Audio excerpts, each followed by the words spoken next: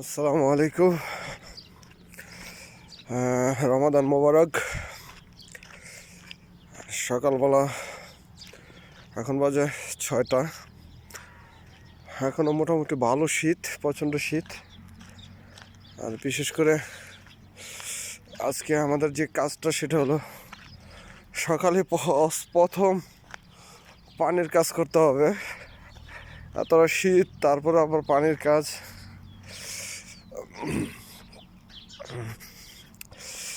তো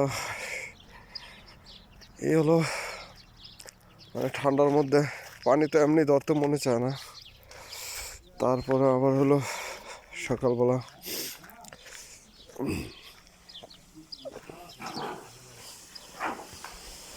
সালাম আলাইকুম ভাইরা, কি অবস্থা, কেমন আছেন ভাইয়া? এই যে সকাল সকাল এই ঠান্ডার মধ্যে পানির কাজ করতে আপনাদের কাছে কিরকম লাগে? আপনাদের অনুভূতিটা কি ভাইয়া? ভাই ঠান্ডা বহুত ঠান্ডা লাগে ভাই, কিছু করার না, কিছু করার না ভাই। ভাই বাবা রাজি তো এই জন্য ভাই এই যে দেখেন সকালবেলা প্রচণ্ড ঠান্ডা, তার মধ্যে আবার পানির কাজ করতেছে।